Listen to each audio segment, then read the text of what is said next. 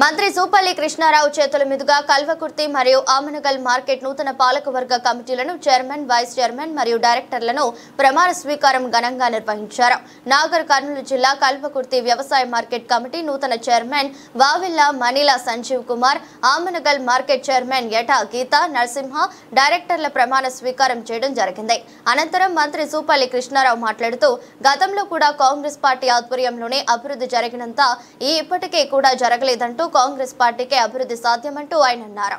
ఈ కార్యక్రమానికి ముఖ్య అతిథులుగా విచ్చేసిన ఎక్సైజ్ శాఖ మంత్రి సూపల్లి కృష్ణారావు, సిడబ్ల్యూసీ అధ్యక్షులు Challa Vamshichandreddy, Kalwakurthy MLA Kasireddy Narayana Reddy, Nagar Kurnool MLA Rajesh Reddy, Kalwakurthy Congress party ముఖ్య నాయకులు, యువకులు, ప్రజలు భారీ సంఖ్యలో పాల్గొన్నారు. ఈ మహాత్మా గాంధీ కల్వకుర్తి ప్రాజెక్టు పూర్తి చేసే కార్యక్రమం చేస్తూ ముఖ్యమంత్రి రేవంత్ రెడ్డి గారు మొన్ననే ఆ వేదిక ద్వారా ఈ జిల్లాకు పాలకొట్టు జిల్లాకు 20 లక్షల ఎకరాలకు సాగునీటిని ఇచ్చినప్పుడే నాకు సంతృప్తిని మాట్లాడడం జరిగింది. ఆ దిశగా అడుగులు పడతాయి.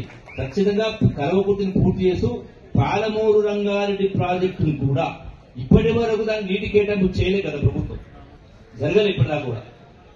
నిధులు కూడా మంజూరు చేయలేదు, కాలువలు మంజూరు కాలేదు, కేవలం రిజర్వాయర్ కాడికి కూడా మంజూరు చేయడం జరిగింది. సో ఆ ప్రాజెక్టును కూడా పూర్తి చేసే కార్యక్రమం ఈ కాంగ్రెస్ ప్రభుత్వంలో జరుగుతుంది. ఖచ్చితంగా జరిగితే కల్వకుర్తి నియోజకవర్గానికి నాకు తెలిసి సబ్జెక్టు కలెక్షన్ సుమారుగా అది పూర్తి చేస్తే 1,10,000 ఎకరాలకు కల్వకుర్తి నియోజకవర్గానికి సాగునీరు వస్తాయి.